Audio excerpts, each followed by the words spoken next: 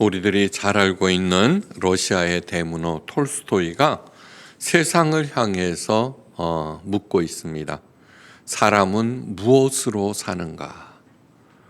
사람은 무엇으로 사는가? 김성재 씨는 올 여름 최고로 행복한 시간을 보냈습니다. 몇 년 전 얘기입니다. 성재 씨는 부모님이 모두 돌아가셔서 그동안 하나밖에 없는 남동생과 함께 살았는데, 결혼해서 아내와 딸이 있었는데 방 2개의 좁은 아파트에서 형제와 함께 10년을 산다는 게 쉬운 일이 아니었습니다. 그런데 동생이 군대를 가게 되었습니다. 입영하는 날 아침 동생은 형님에게 큰 절을 하더니 봉투 하나를 부끄러운 듯 내밀었습니다. 봉투에는 편지 한 장과 함께 현금 100만 원이 들어 있었습니다. 편지의 내용은 이렇습니다. 형님, 그동안 정말 고마웠습니다. 힘든 내색 하나 하지 않고 부모 대신 나를 이만큼 키워줘서 너무나 고맙습니다. 형수님이 누구보다도 고맙습니다. 그런데 지금까지 같이 살면서 휴가 한번 가는 것을 보지 못했습니다.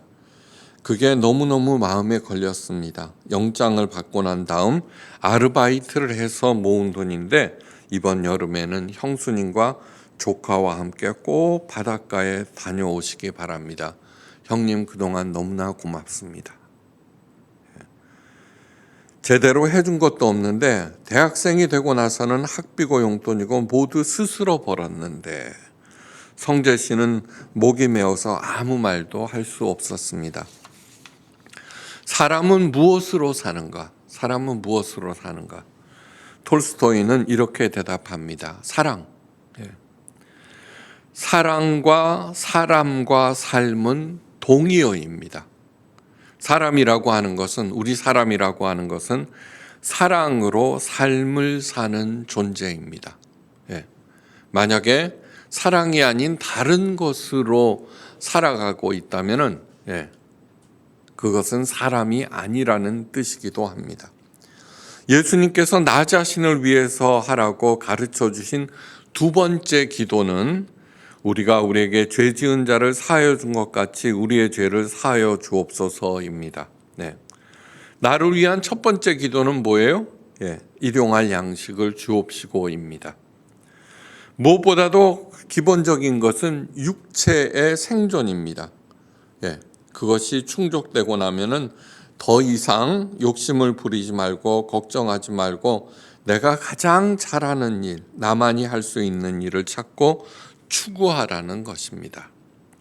그리하여 가장 나다운 꽃을 활짝 피우고 나다운 열매를 맺어서 하나님께 내가 드릴 수 있는 영광을 돌리는 것, 그것이 예수님께서 원하시는 것입니다. 그러나 그렇게 하는 것이 결코 쉽지 않습니다. 그죠? 대단히 어렵습니다. 거기에는 많은 장애물과 이유가 있을 것입니다. 열악한 환경, 무능, 게으름, 어려운 경제상황, 오판, 탐욕, 성품, 질병 등등. 요즘에는 변변치 못한 외모를 최대 장애물로 생각하는 사람들도 많습니다. 그런데 가장 근본적인 장애물, 사람들이 간과하는 장애물이 하나 있습니다. 그러나 가장 큰 장애물입니다. 바로 분노입니다. 분노. 분노는 2개의 무덤을 만든다는 중국 속담이 있습니다. 억울한 일을 당해 한 번 죽고 분노하면서 또 한 번 죽는다는 뜻입니다. 2개의 무덤은 본인이고 그 다음에 내가 미워하는, 증오하는 그 사람의 무덤입니다. 분노에 사로잡히면 아무 일도 하지 못합니다. 분노는 언제나 파괴적인 폭력으로 나타납니다. 나를 화나게 한 사람의 뒤통수라도 한 대 갈겨야 속이 풀립니다. 그래서 자기와는 아무 상관도 없는 국보 1호 숭례문에 불을 지르는 사람까지 나타났습니다. 그렇게 속풀이를 하지 못하면 억울한 마음까지 들게 됩니다. 그래서 남 대신 자기 자신을 학대하거나 스스로 목숨을 끊는 경우도 있습니다. 죄 지은 자를 용서하라는 것은 무엇보다도 분노와 억울함에 자신을 가두지 말라는 것입니다. 예.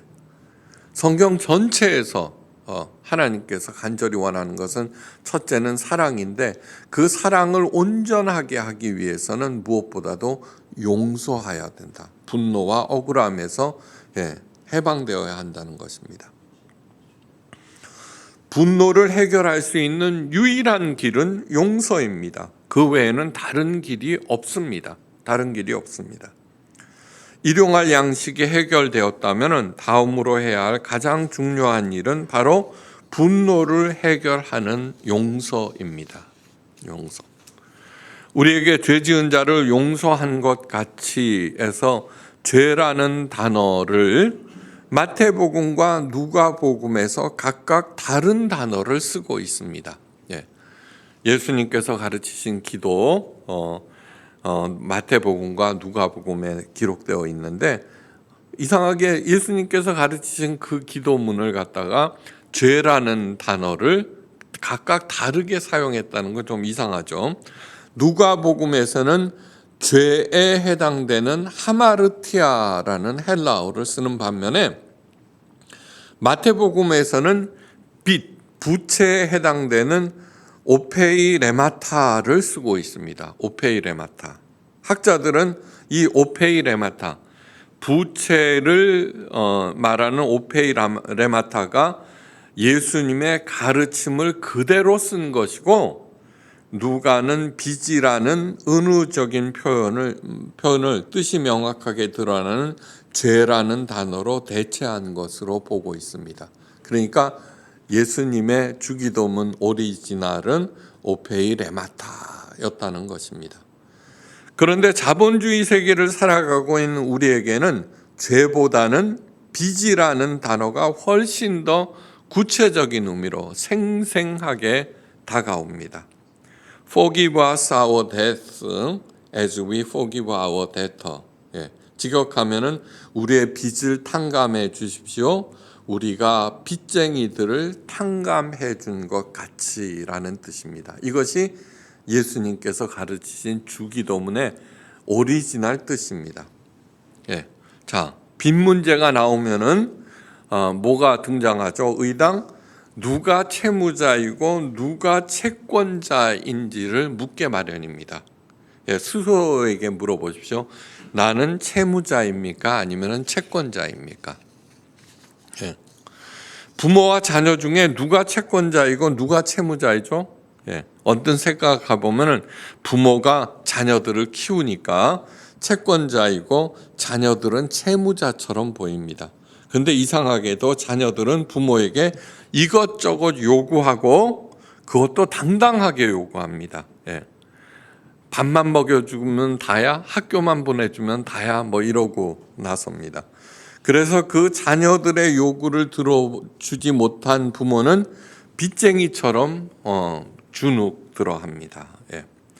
가정이 행복하지 못한 이유가 혹시 남편이나 아내, 자녀들 모두가 자신은 채권자라고 생각하기 때문이 아닐까요? 당신 나 때문에 산 거야. 아내와 남편이 서로에게 그렇게 얘기합니다. 자기가 채권자라는 얘기입니다. 세상이 이토록 소란한 이유도 모두 저마다 자신이 채권자라고 주장하기 때문이 아닐까요? 사장은 자기 덕분에 종업원들이 먹고 산다고 생각하고, 종업원들은 자기들이 밤낮으로 일한 결과 회사가 운영된다고 생각합니다. 날이 갈수록 이런 경향은 점점 더 강해집니다. 그래서 서로 채권자로서 요구하는 것이 많아집니다. 서로. 그래서 무언가를 받으려고만 하고 그러다 받지 못하니까 화가 나고 억울한 사람들이 많이 생깁니다. 즉, 사람들은 언제나 자신을 채권자인 동시에 피해자라고 생각하고, 상대방은 언제나 채무자이고 동시에 가해자라고 생각합니다. 그것이 대부분 사람들의 생각입니다. 그런데 하나님의 사람인 사도 바울은 굉장히 이상한 말을 합니다. 헬라인이나 야만인이나 지혜 있는 자나 어리석은 자에게 내가 다 빚진 자라.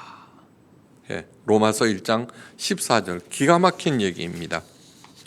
사도 바울은 자신이 만나본 적도 없는 사람들에게 모두 빚을 졌다고 말하는 것입니다. 자신은 그들 모두에게 채무자라는 말입니다. 여기에서 그치지 않고 한술 더 뜹니다.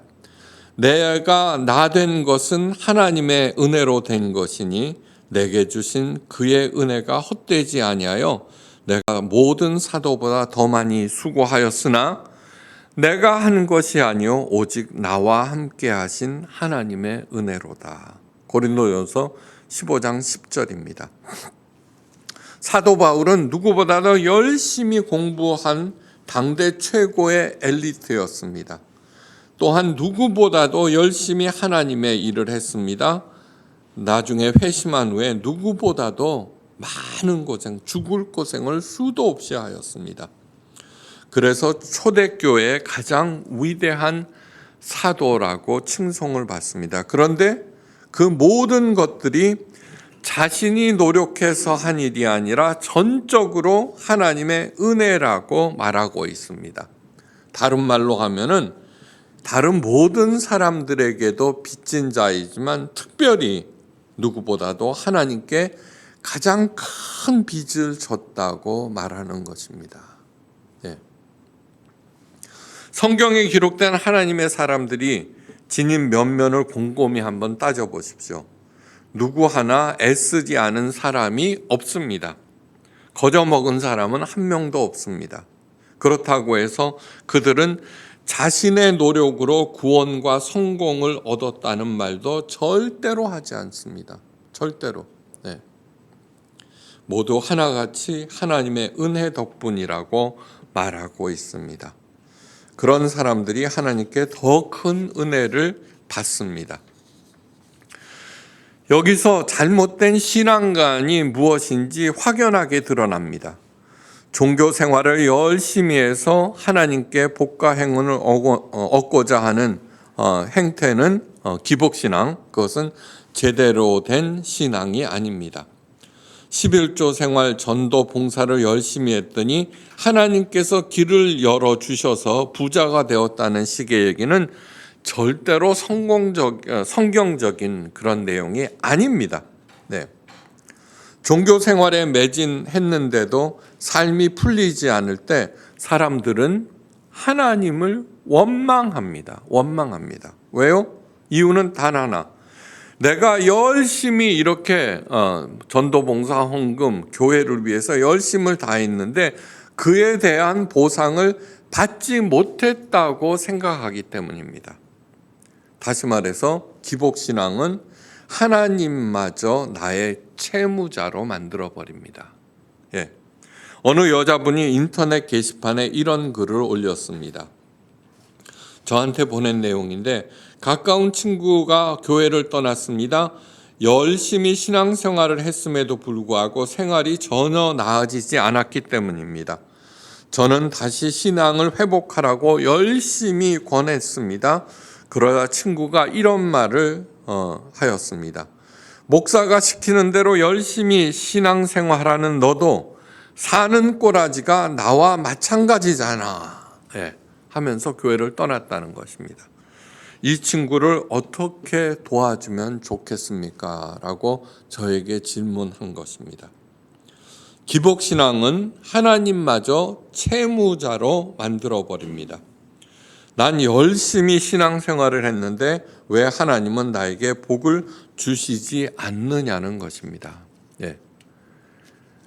전도를 위해서 죽을 고비를 수도 없이 넘겼던 사도 바울은 어떻게 돼요? 모든 사람에게, 나아가서는 하나님께 자기는 큰 빚을 졌다고 얘기하는데, 기복신앙, 자신의 일부를 요만큼 들여놓고 거기에 따르는 보상을 받겠다는 기복신앙자들은 어떻게 돼요? 전혀 반대되고 있죠.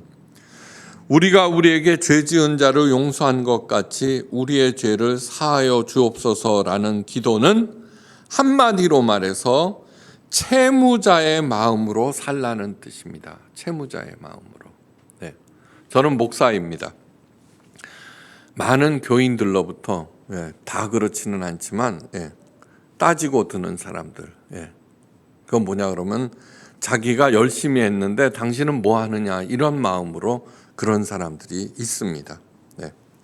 하나님의 은혜를 발견하고 체험하고 진정으로 감사할 때만이 채무자의 마음을 가질 수 있습니다. 그때 비로소 모든 사람들에게 빚진 자의 심정으로 살아가게 됩니다. 그때 비로소 제대로 된 인생이 시작된다는 것을 절대로 잊지 마시기 바랍니다. 절대로. 목사가 죽어야 교회가 산다는 말이 있습니다. 그것은 무슨 말이냐 하면은 나 때문에 이 교회가 세워졌어 라는 생각을 완전히 버리고 모든 자기의 말을 열심히 듣고 하나님의 을 열심히 믿고 의지하고 따르는 그 교인들에 대해서 고맙고 감사하게 생각할 때 제대로 된 교회가 된다는 것입니다. 빚진 자의 심정으로 살아갈 때 비로소 인생이 시작된다는 것을 마음에 새기고 또 새기시기 바랍니다. 톨스토이는 귀족이었고 큰 부자였습니다. 게다가 젊은 나이에 이미 작가로서의 명성을 얻었습니다. 그는 모스크바 사교계에 진출하여서 자신을 뽐내면서 방탕하게 살았습니다. 그러나 만족을 얻지 못했습니다. 그래서 가정에서 행복을 찾기로 했습니다. 상냥하고 사랑스러운 아내를 얻어 무려 13명의 자녀를 두었습니다. 그리고 그들에게 자녀와 아내와 자녀들에게 최상의 삶을 제공하였습니다. 모든 야망이 이루어졌고 완벽한 행복에 둘러싸여 있었지만 한 가지 질문이 머릿속에 맴돌면서 그를 괴롭혀서 자살 직전에까지 몰고 갔습니다. 어차피 죽음으로 끝나는 인생, 여기서 무슨 의미를 찾을 수 있단 말인가. 그래서 그는 철학과 과학에 파고들었습니다. 그러나 철학, 과학 역시 톨스토이에게 답을 주지 못했습니다. 그러다가 자신의 영지에 속한 농노들, 종들입니다. 농노들에게 그 해답을 찾습니다. 노예처럼 혹사당하는 그들의 쓰러져가는 오두막 곁을 지나가다가 거기에서 밝은 웃음소리가 흘러나왔습니다. 그래서 왜 그런가 하고 창틈으로 엿보았는데 그 가족들은 호롱불 밑에서 정말 조악한 음식을 놓고 하나님께 감사 기도를 올리고 식사를 하는 중이었습니다. 다시 말해서 그들은 그 혹독한 환경에서 일용할 양식에 감사하였고 오늘 하루를 무사히 마친 하나님께 찬송을 올리면서 서로가 있다는 것 사실에 대해서 기뻐했다는 것입니다. 그들에게 감사할 것이 무엇이며 그 감사 기도를 하게 하는 힘이 무엇일까? 그것은 바로 하나님의 사랑이었습니다. 사랑. 톨스토이는 그것을 깨닫고 난 다음에 자신의 그 땅들을 농노들에게 다 나누어 주었습니다. 그리고 자신도 하나님의 사랑에 파묻혔습니다. 그런 후에야 제대로 된 삶을 살 수가 있었습니다. 사람은 무엇으로 삽니까? 하나님의 사랑으로 삽니다. 하나님의 사랑으로 삽니다. 아무리 어렵고 힘든 환경에서도 내가 오늘 숨을 쉬고 있다는 그 사실만으로도 하나님의 사랑이라고 하는 것. 여러분, 이 세상에는 진짜 소중한 것은 다 공짜라는 사실을 아셔야 합니다. 가장 소중한 것. 만약에 이 공기를 갖다가 숨을 쉬는데 하루에 한 번 숨 쉬는데 1전씩만 내라고 해도 그것을 갚을 수 있는 사람이 있습니까? 절대로 없습니다. 절대로. 예. 물론 생수 사 먹는다 그러지만 아니요. 다 진짜로 중요한 것들은 모두 다 공짜입니다. 모두 공짜입니다. 예. 이 기도에 우리가 마음에 새겨야 하는 매우 중요한 사실이 하나 있습니다. 내가 손해를 입힌 사람을 용서할 때 비로소 하나님의 용서도 내게 임한다는 사실입니다. 그렇다고 해서 내가 먼저 용서했기 때문에 그 대가로 하나님께 용서를 받는다는 것이 아닙니다. 그 사실을 명심에 명심을 하셔야 합니다. 예. 신의 계율을 잘 지키면 신이 그에 따른 보상을 해준다는 것, 그것이 모든 종교에 대한 일반적인 생각인데, 그러나 기독교는 이와는 전혀 차원이 다른 종교입니다. 사울이 다윗을 미워합니다. 이유는 백성들이 자기보다 다윗을 더 좋아하기 때문입니다. 질투, 질시. 그래서 다윗을 제거하려고 합니다. 자신을 위해서 수금을 타고 있는 다윗에게 느닷없이 창을 던집니다. 한두 번 있었던 일이 아닙니다. 그래서 다윗은 광야로 도망칩니다. 이에 사울왕은 군사를 풀어서 다윗을 추적하는데 장장 10년 동안 추적합니다. 다윗의 입장에서는 억울하기 짝이 없는 일입니다. 게다가 그는 쫓기는 와중에 사울왕을 죽일 수 있는 기회가 2번이나 있었지만, 그러나 하나님께서 세운 사람을 내가 죽일 수 없다. 그리고서는 살려주었습니다.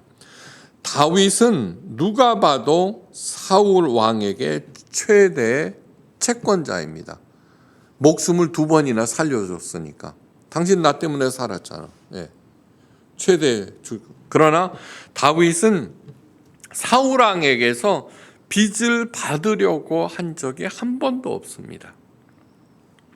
사울 왕에게 빚을 받으려 한다는 것은 곧 사울 왕의 질시와 증오에 반응한다는 것입니다. 반응. 그랬더라면은 다윗이 아무리 정당했다고 해도 반드시 파멸하고 말았을 것입니다. 다윗이 자신이 당하는 고통과 분노를 어떻게 돼요? 온전히 하나님께 맡겨버렸습니다. 맡겨버렸습니다. 다윗은 사망의 음침한 골짜기에서도 하늘의 평강을 누리는 반면 사울왕의 증오는 점점 증폭되어 가서 마침내는 죽음에 이르게 합니다. 증오의 증폭, 증오가 날이 갈수록 커지는 것, 이것이 가인 자손들의 전형적인 특징입니다. 증오의 증폭. 나는 증오를 어떻게 해결하려고 하는가, 아니면 내버려둬서 증폭되게 만드는가 스스로 점검하셔야 합니다. 너무너무 중요한 사실입니다. 가인의 6대손 라멕이 이런 말을 합니다. 아다와 실라여 내 소리를 들으라. 나의 창상을 인하여 내가 사람을 죽였고 나의 상함을 인하여 소년을 죽였도다. 창상, 창으로 입힌, 아니면 찢긴 상처, 창상.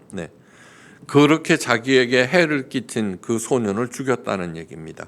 그러면서 하는 얘기가 가인을 위하여는 벌이 7배일진데 나 라멕을 위해서는 벌이 77배이리로다. 한 소년이 자신에게 입힌 작은 상처 때문에 그 소년을 죽였습니다. 가인보다 11배의 복수를 하겠다는 것입니다. 증오와 복수로 가득한 인생을 사는 사람들이 바로 가인의 자손들입니다. 가인의 자손들. 바리새인들도 가인의 자손이었습니다. 자신들이 만든 율법을 범했다는 이유로 하나님의 아들 예수님을 십자가에 못 박아 버리는 것.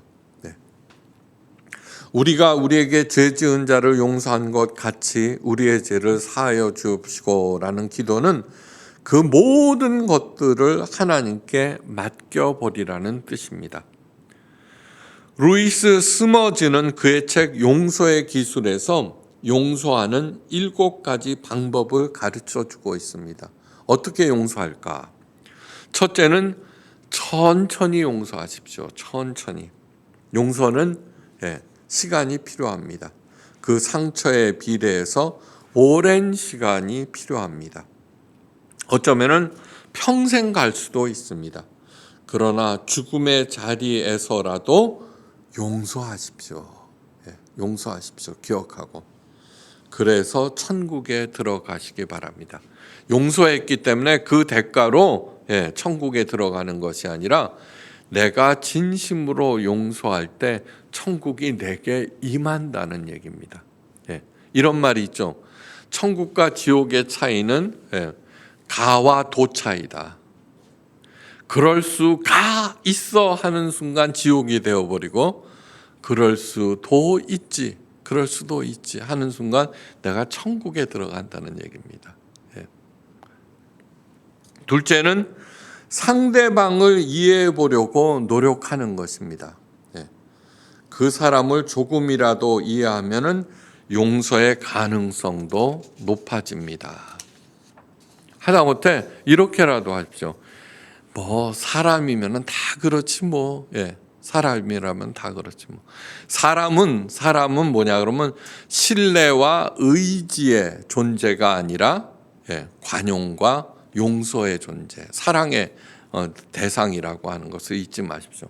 믿을 사람 아무도 없습니다. 그냥 사람이라고 하는 것은 사랑의 대상, 있어주는 것만으로, 곁에 있어주는 것만으로도 감사할 때, 그 사람을 통해서 당신 때문에 내가 불행해졌어. 당신 나한테 해준 게 뭐야? 하는 순간 내가 지옥에 들어가 버리고 그 내 곁에 있어줘서 고맙네라는 마음이 함께 천국에 들어가는 것. 셋째는 혼란을 감수하면서 용서하십시오. 용서에 능숙한 사람은 세상에 아무도 없습니다. 아무도 없습니다. 그러나 마음은 용서를 향하여 가게 하셔야 합니다. 하나님께서 반드시 도와주십니다. 반드시.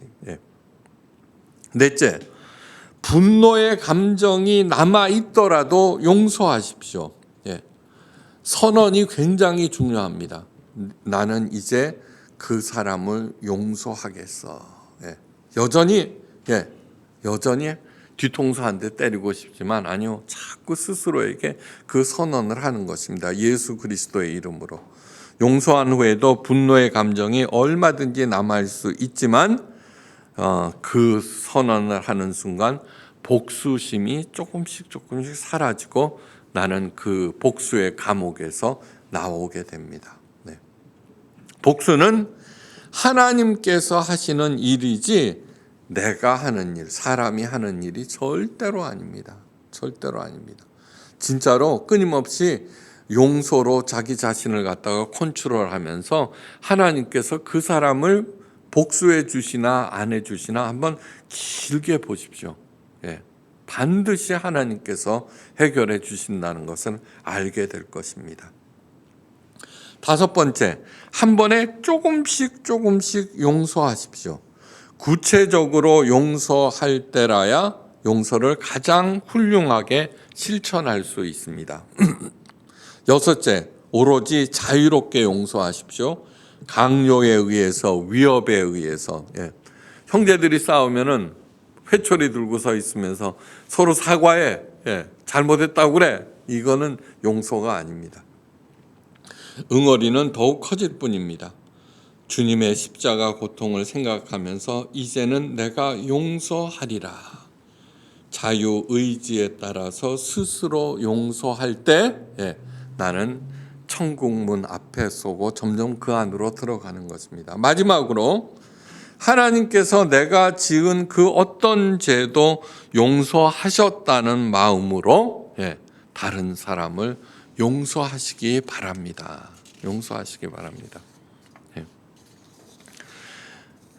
우리가 잘 아는 이야기입니다. 이지선이라는 학생, 이화여자대학교 다니던 어여쁜 학생이었는데 그만 교통사고로 온몸이 만신창이가 되고 말았습니다. 상대방의 음주운전으로 인한 사고로 인하여 승용차에 불이 붙었고 온몸에 화상을 입게 된 것입니다. 중환자실에서 의식을 회복한 지선 씨는 아버지가 사고 경위를 설명해 주었습니다. 그 말을 다 들은 다음 지선 씨는 주일날 대낮부터 혼자 소주를 5병이나 마시고는 운전한 상대방의 그 공고하고 상한 심령, 영혼을 먼저 생각했습니다. 그게 떠올랐습니다. 예수님께서 우리의 외로움과 가련함을 불쌍히 여기듯이 예수님의 마음으로 그를 용서하였습니다. 그리고 이렇게 말했습니다. 그 사람이 찾아오면은 예수님이 우리 죄를 다 씻어 용서해 주셨던 것처럼 우리에게도 용서라는 말을 쓸 자격이 있다면은 예수님의 이름으로 용서한다고 그렇게 말해 주십시오. 엄청난 말이죠. 그러나 그 사람은 한 번도 지선 씨를 찾아오지 않았습니다. 그렇지만 지선 씨는 조금씩 용서했습니다. 지선 씨는 당시 미국 보스턴 대학에서 재활 상담을 전공하고 있었습니다. 아마 졸업하고 지금은 재활 상담사로 활동하고 있습니다. 과거의 예쁜 모습보다 흉측하게 일그러진 현재의 모습이 원래 자신의 모습이었다고 말합니다. 자신의 고통과 분노를 하나님의 사랑으로 극복하고 시리에 빠진 다른 사람을 도와주면서 누구보다도 열심히 신나게 살고 있습니다. 지선 씨의 모습 자체가 뭐가 될까요? 치유의 약이 될 것입니다. 시리에 빠진 사람들. 그리고 지선 씨의 말 한마디 한마디가 진짜 큰 생명력으로 시리에 빠진 그 사람들을 일으켜 세울 것입니다. 그런데 그 힘은 지선 씨의 힘이 아니라 뭐예요? 하나님의 사랑의 힘입니다. 용서만이 모든 것을 새롭게 시작하게 만듭니다. 우리의 죄를 용서하시고 용서의 길을 걸어가게 하신 예수님께 진심으로 감사하며 새롭게 인생을 출발하시기를 간절히 바랍니다. 다윗이 우리에게 당부합니다. 분을 그치고 노를 버리며 불평하지 말라. 오히려 악을 만들 뿐이니라. 악을 만들 뿐이니라.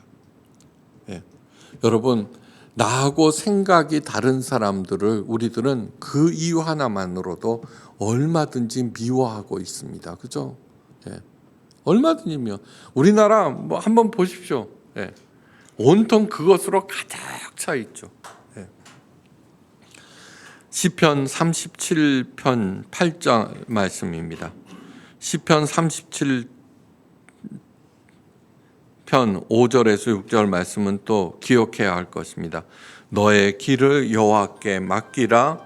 저를 의지하면은 저가 이루시고 내 의를 빛같이 나타내시며 내 공의를 정오의 빛같이 하시리라. 정오의 빛이라고 하는 것, 왜 정오의 빛이라고 했는지 아십니까? 정오의 빛, 머리 위에 해가 있으면 그림자가 가장 적기 때문입니다. 이를 갈며 복수심으로 절치부신한다면은 아무리 성공을 이루었다고 해도 그 그림자는 너무너무 길고 지납니다. 가장 어두운 그림자는 뭐예요? 내 자신에게 드리워져 있다는 것입니다. 그리고 그 그림자에 발을 들여놓는 가장 가까운 가족들, 사랑하는 사람들도 역시 짙은 그림자.